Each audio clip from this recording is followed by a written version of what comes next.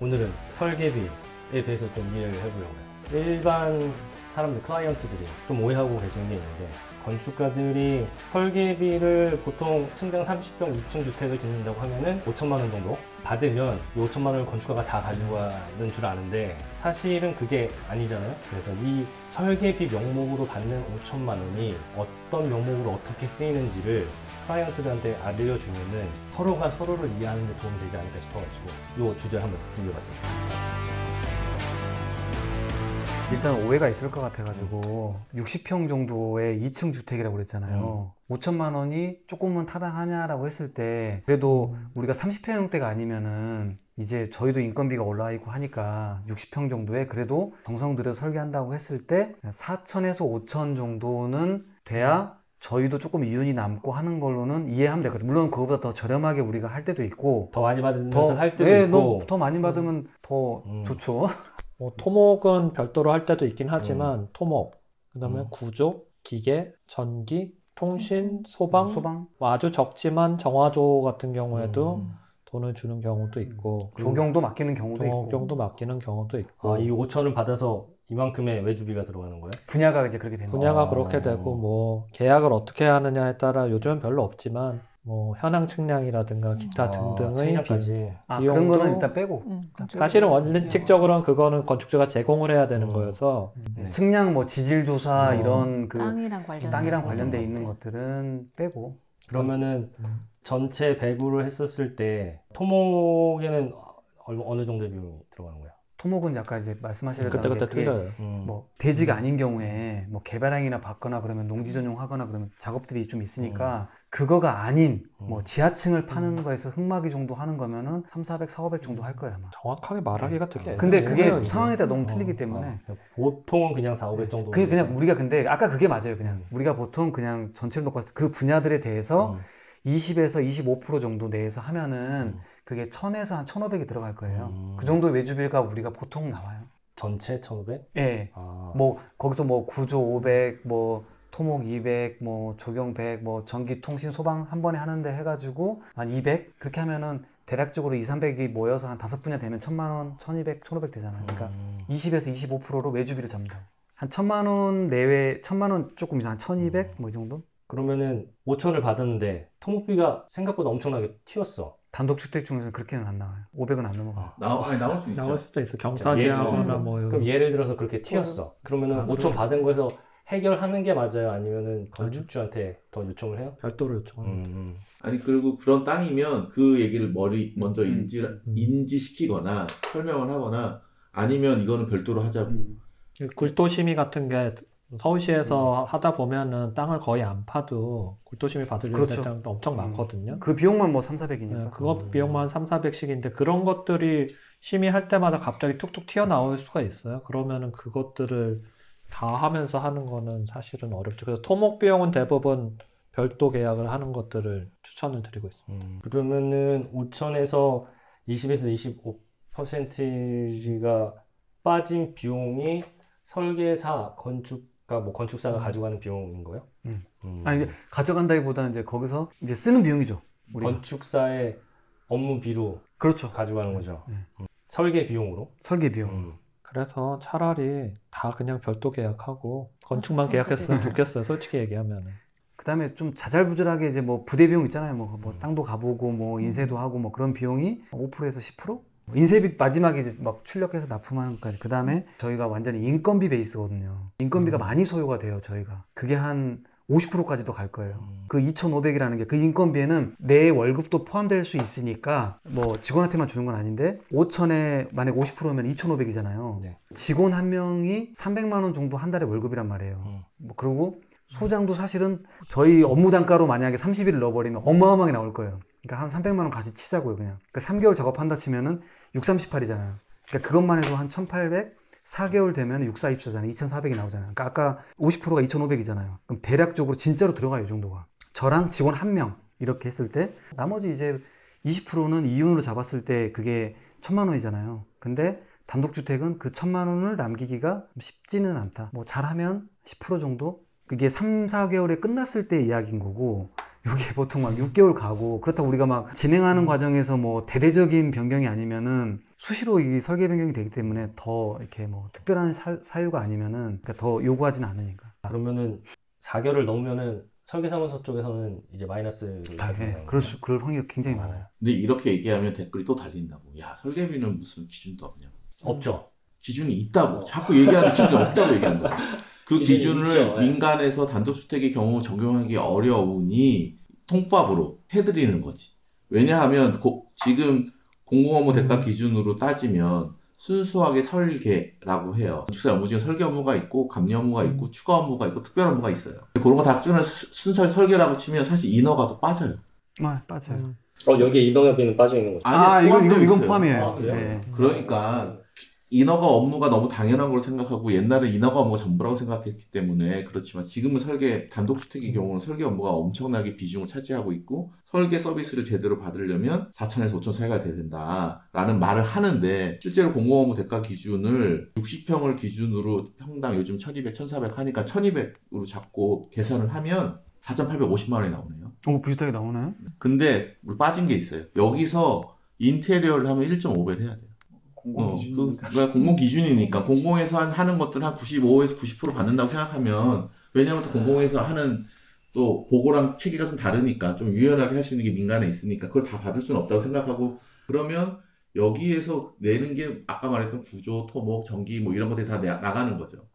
보통 25에서 30 진짜 많이 들어가면 35 그 넘어가면 싹싹 빌어야죠. 협력업체한테 제발 좀 요거는 이러니 뭐 이렇게 해야 되는 상황이 되는 거예요. 근데 검증을 할 때 저는 그걸 좀 동의할 수 없어요. 인건비가 300. 제가 이 친구의 직원을 300을 준다 그러면 저는 무조건 1.5배 해요. 실제 월급이 300이라 그러면 저한테 필요한 금액은 450이에요. 이 친구를 운영하려면. 그렇죠. 그게 맞죠, 원래. 지금은 공사비 기준으로 얘기한 거지만 실비 정산 방식으로 하게 되면은 그게 맞지. 직접 인건비, 간접 인건비, 기술료, 간접비 다 포함을 해야 되잖아요. 그러면은 저희가 제공한 게 요율 기준으로 봤을 때 굉장히 저렴한 거예요. 그리고 우리가 한 달에 하면 300으로 책정하니까 내가 화가 나는 거야. 한 1,000만 원을 할 수 있는 거 아니야? 아까 처음부터 1억으로 시작했어야지. 헛소리 때 기침이야. 이제 소장님들은 10년 차가 넘었잖아요. 넘었지. 네. 그러면은 보통 3에서 10년 차면은 연봉 억대 연봉이죠, 그렇죠. 기본적으로. 그러면은 이렇게 받게 되면은 아무리 비밀이라고 그래도 600, 700을 받는 수준이 아닌 거잖아요. 아까 이윤을 책정했잖아, 그러니까 이윤은 회사 이윤도 있고 직원들한테도 어느 정도 내려가는 것도 있고 회사 운영비로도 있는 것도 있고 그다음에 뭐 법인이라면은 법인으로서 이제 가져가야 될 이제 세이브할 때 비용도 있고 그러니까 세금도 있고. 그래서 제가 말씀드리고 싶은 거는 이렇게 따지면은 10년 차 건축가들이 설계하시는 분들이 받는 비용이 다른 이제 10년 차에 비해서 하나로만 따지면은 굉장히 말도 안 되는 비용일 수 있다. 그거를 이제 말씀드리고 싶은 건데 물론 하나만 하진 않을 수는 있어요. 여러 개를 동시에 하나는 하면 안 되죠.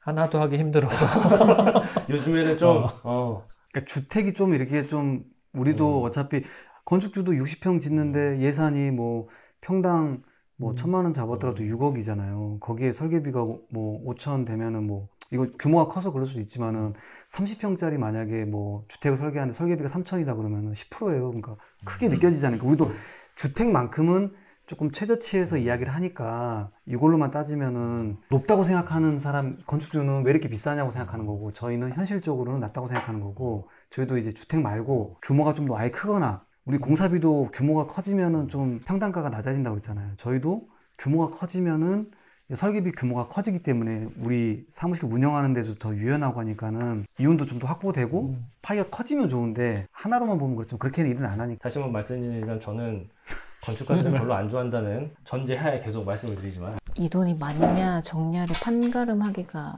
너무 어려워. 그렇죠. 부담이 되죠. 근데 현실적인 문제가 있는 것 같아요. 뭐냐 하면 4천인지 5천인지 4천이면 되고 5천이면 돼요. 인건비 베이스는 현실적으로 따지면 한꺼번에 일이 많다면 그리고 일을 줄이면 서비스를 줄이면 되잖아요. 우리가 3개월 투입할 걸 2개월에 투입하면 되잖아요. 근데 그렇게 용역이 끝날 것 같으냐가 문제인 것 같아요. 그리고 또 다른 한편의 문제가 뭐냐 하면 현실적으로 존재하는 건데 그러면 단독주택을 하면 4천, 5천 받는 사람이 주류냐? 우리나라에 몇 퍼센트겠느냐? 내가 봤을 때 한 1,500, 1,200 정도 받으면 저는 평균이라고 생각을 해요. 친하네 거지. 난 3천? 2천에서 3천이라고 나 보는데. 여기 잘못 살았네. 왜냐하면 우리나라에 짓는 단독주택 기준으로 봤을 때 왜 니네 1,000만 원에 안 해? 이렇게 힘이 많아요. 더 지방으로 갈수록. 근데 서울 안에 있는 수도권은 좀 다를 수 있지만 근데 수도권에 있는 집이 다 그러니까 많아요. 인허가 위주로 도면 몇 장 해가지고 시공사한테 넘기는. 장 3개면 되는 사람들이 있잖아요. 그리고 그 사람들의 모르겠어요. 인허가를 하는 방법이 어떻게 될지 모르겠는데 얼마나 왜 어떻게 잘하는지 모르겠으나 어찌 됐든 그 돈으로 수행을 하는 거잖아요. 근데 제 친구 중에 실제로 있어요. 그렇게 하는 친구가 수도권 조금 밑에 지방에서 한 달에 생활비를 누가 더 많이 가져갈 거냐 생각하면 그 친구란 말이에요. 저보다 설계비를 3분의 1밖에 안 받는데. 억대 받아? 그것까지 말할 수 없어? 아니 약간 대신 일이 확 줄어들어 있고 그 친구는 개수가 많은 거죠. 개수가 많은 거죠. 그리고 효율적으로 하는 거고 아니면 건축주가 와서 이 집에서 요것만 바꿔주세요. 그래서 설계가 끝나는 집인 거지. 근데 우리는 현장부터 한 3번 가서 막 얘기를 해, 털어. 아, 이런 거였어요. 세모였어요. 그 다음 주 갔더니 네모였군요. 이런 얘기 하는 게 아니라는 거죠. 그 사람들이 실질적으로 1,000만 원 안에, 1,000만 원에 해서 하면 얼마 만에 끝내야 돼? 2주 안에 끝내야 돼요. 근데 그렇게 모르겠어. 이거는 하우징 업체들이 있잖아요. 경영 하우징 페어나 어디 가면 하우징 업체들 이렇게 사진 쫙 붙여놓고 설평면도 쫙 붙여놓고 이 중에 고르세요 라고 하면은 사실 궁금하긴 해요. 그 업체들도 어쨌든 건축사가 도장을 찍어야 되고 변경도 해야 될 때 그때는 얼마를 받을까? 아까 말했던 그 정도 비용. 다 2,000이 2,500. 그때도 2,000을 받는데 사실은 그건 거의 변경사항도 없는데 이거는 거의 뭔가를 그런 식으로 일을 하지 않고 건축주가 자기 요구 조건도 굉장히 많고 그거를 석 달에서 4달 동안 들어줘야 되잖아요. 그러다 보면은 충분히 금액이 올라가야 될 수 있다고 생각을 해요. 특히 저는 주택을 요즘 거의 못하지만 주택 들어올 때 물어보거든. 살 거냐고. 공동주택을 할 때도 다세대 할 때도 사실 거냐고 물어봐요. 왜? 요구 조건이 자기가 살게 되면은 자재부터 시작해서 요구 조건 굉장히 많고 그걸 우리가 다 골라주고 하는 것들에 대한 인건비가 사실은 거의 한 달 이상 들어가거든요. 그래서 1,000만 원 정도 차이를 줘요. 아, 살 거면 좀 더. 살 거면 5,000원. 아니 5,000원이래. 5,000원. 말이 잘못 5,000원은 큰일 납니다. 싶었어?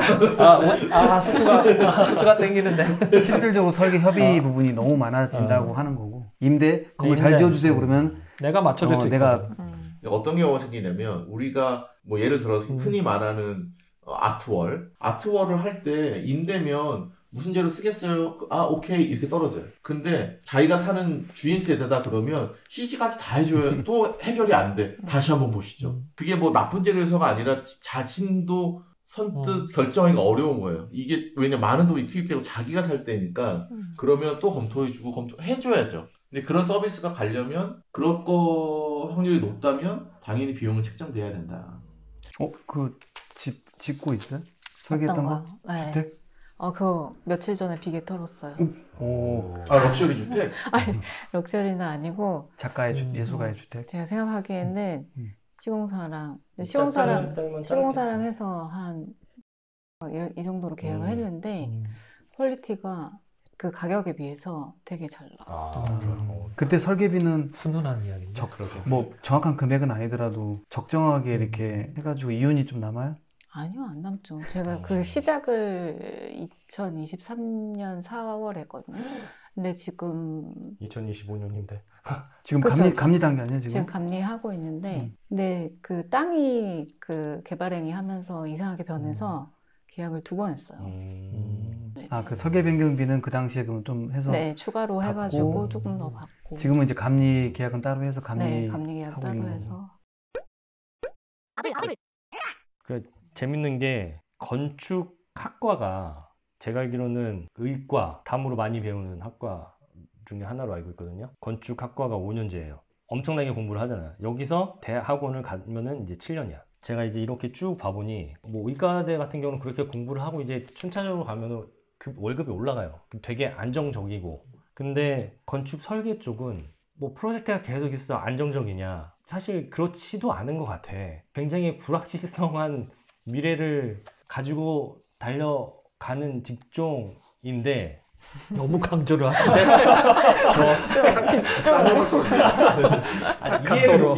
이해를 돕기 위해서 직종인데 이런 것을 감안했었을 때 이 정도 공부하는데 사회에서 이 정도 이상의 비용은 받아도 되지 않나 싶은 생각도 드는 거예요. 그냥 그 공부한 기간으로만 봤을 때는. 그래서 그 연봉을 한번 제가 봤었어요. 그랬더니 이게 2023년도 건데 건축사가 72. 그거 너무 밑에 있더라고요. 네. 건축사잖아요. 생각보다, 건축사보가 아니에요. 지금 건축사 얘기예요. 네. 생각보다 나쁘지 않다. 집중이 다시 몇 개인데요? 132위까지 있어요. 중간이네. 71위를 만족하네. 갑자기 그래요? 71위가 궁금하다. 71위가 사서교사, 서서 사서교사가 네. 70. 1위가 도선사, 그리고 그 위쪽으로는 뭐 준교사, 뭐 비행 관련된 사람 하는 교사가 거. 더 위에 건축사. 그렇게 보면은 그 특수 직종도 다 들어있는 네. 거네. 그리고 132위가 국내 여행 안내자. 와우.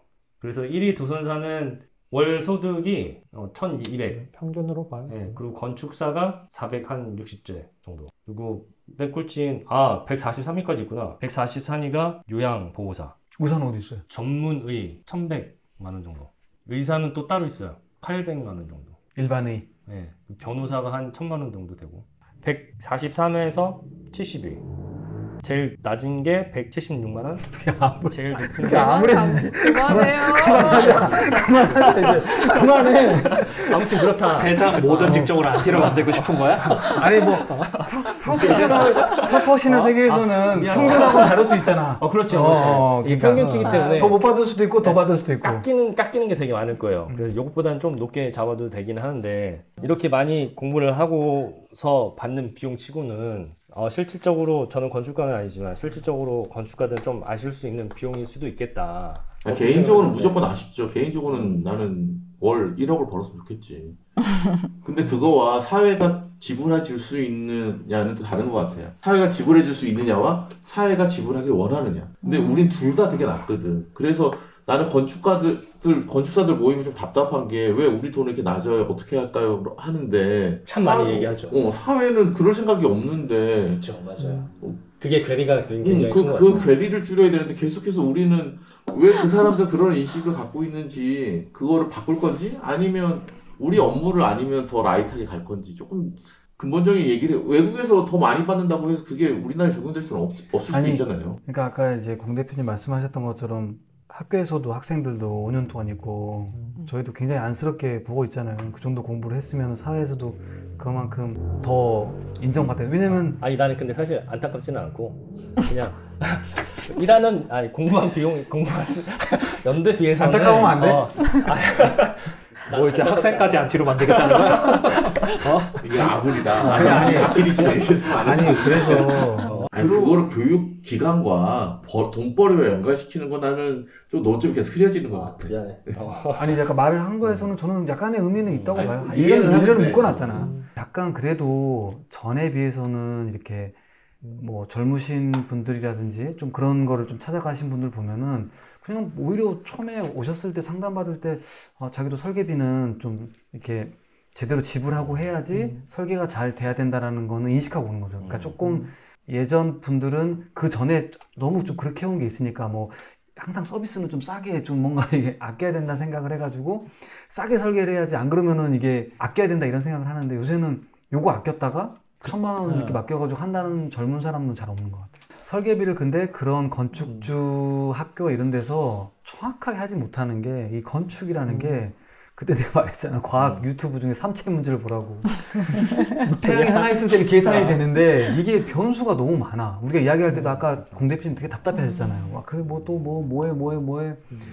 그러니까 이게 건축이라는 게 딱 어떤 공산품처럼 딱 요거 얼마. 내가 요거 만드는데 그냥 철, 알루미늄 얼마 들어가고 이게 나올 수 있는 게 아니고 어떤 집을 지을지 뭐 이게 진짜 뭐 집도 내가 살 집인지 임대 줄 집인지 또 협의가 얼마 걸리 이게 너무 그 삼체 문제라고 하죠. 이게 우리도 그때마다 요거는 설계비 이렇게 하고 또 건축주 예산이라는 건 또 하나 변수야. 돈이 없으시대.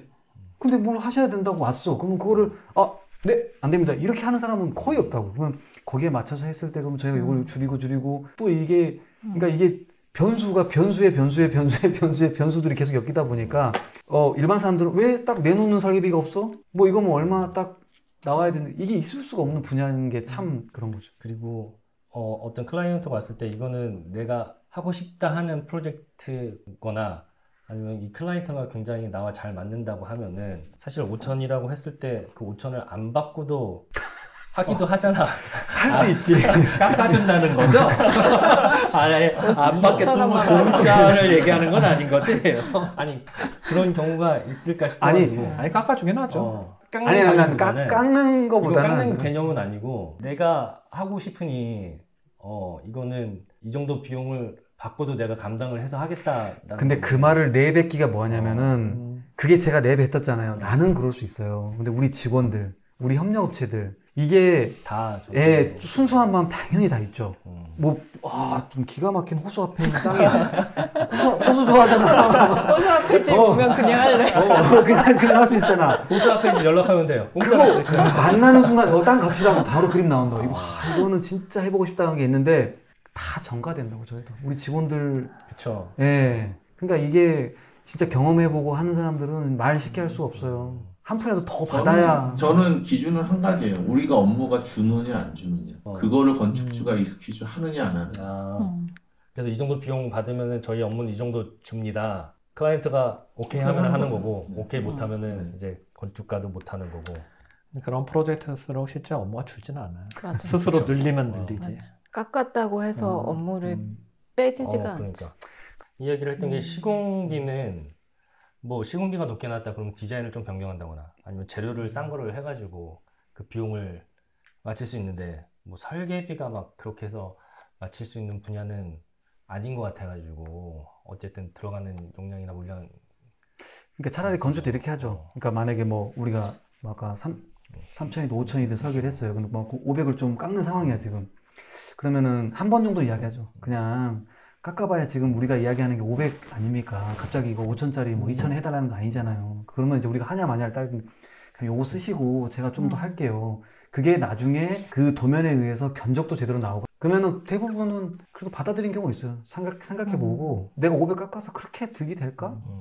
사실 그게 500 깎고 뭐 하는 게 1,000만 원 깎는다고 해서 그게 정말 뭐 자기 입장에서 1,000만 원이 줄었으니까 줄겠지만 그게 시공에서도 1,000만 원이 줄지 어떻게 될지는 반대의 상황도 만들어질 수도 있다고 보거든요. 건축가들 만나가도 열심히 할수록 공사비는 올라갈 수 있어요. 좋은 공간이 나오지만 하지만 그런 좋은 공간을 만들었을 때 대비 도면이나 이런 것도 충실하게 되면은 시공으로 넘어갔을 때 시공사랑 뭐 분쟁거리도 좀 적어지고 한다 치면 오히려 더 더 도면을 꼼꼼하게 그려서 뭐 어디서 봤는지 모르겠지만은 뭐 계단 상세 뭐 화장실 뭐 전개도 뭐 다 그려주세요. 타일 나누게 해주세요. 이걸 쏘신 분이 있어요. 이런 분은 그렇게 하고 나서 내가 5천만 원 지급할 테니까 당신도 정확하게 주세요. 아, 그건 원래 저희가 하긴 하는데 알겠습니다 하고 굉장히 잘 쏘았어요. 내가 계약서에 첨부해가지고 제가 듣기로는 아니야 이건 아니야. 왜? 저는 여러분의 편입니다. 어쩌라는 거야? 나는 누구의 근데 편인가? 세상에 진리 있잖아. 싸고 좋은 거는 우리도 그렇지만 없다? 잘 없다. 그게 참 쉽지가 않다. 비싸고 안 좋을 수는 있지만 싸고 좋을 수는 없다. 싸고 좋은 거는 비싸고 안 좋을 수 있다고. 비싸고 안 좋은 거는 비싸고 암울하네. 안 좋을 수도 그치. 그건 암울한 거지. 그러나 심지어는 비싸고도 안 좋은 것도 있는데 싸고 좋은 거는 없다. 거의 이 세상에는 존재하지 않을 것 같다. 마지막으로 건물을 짓겠거나 아니면 설계비 관련돼서 상담이나 문의하는 클라이언트에게 해주고 싶은 말. 말 안 했으니까 해줘. 많이 안 했으니까 해줘. 호수가집은 공짜예요. 그 말고 섬에 꼭 땅마다 집을 설계비가 틀리다. 내 마음에 드는 땅마다 설계비가 짓고 싶습니다. 멤버십에서는 건축가를 많이 만나는 곳에 대해서 싫어하는 건축가들이 있어요. 우리가 뭐 쇼핑하는 뭐 제품이냐 10명, 20명씩 만나가지고 그 중에서 하나를 고르게 뭐 그런 분들이 있더라고요. 그래서 앉아 계신 분들은 이 부분에 대해서 어떻게 생각하는지에 대해서 멤버십에서 한번 이야기를 해보도록 하겠습니다. 클라이언트가 건축주를 쇼핑하는 행위가 나는 이제 좋은 단어든 아니든 그냥 여러 사람을 그냥 게시판으로 만난다는 걸 쇼핑이라고 표현한다고 치면 행위가 좋은 거야 나쁜 거냐 라고 봤을 때 클라이언트 입장에서는 그런 거야. 그리고 그걸 막을 방법이 있는가? 그리고 왜 안 되는가?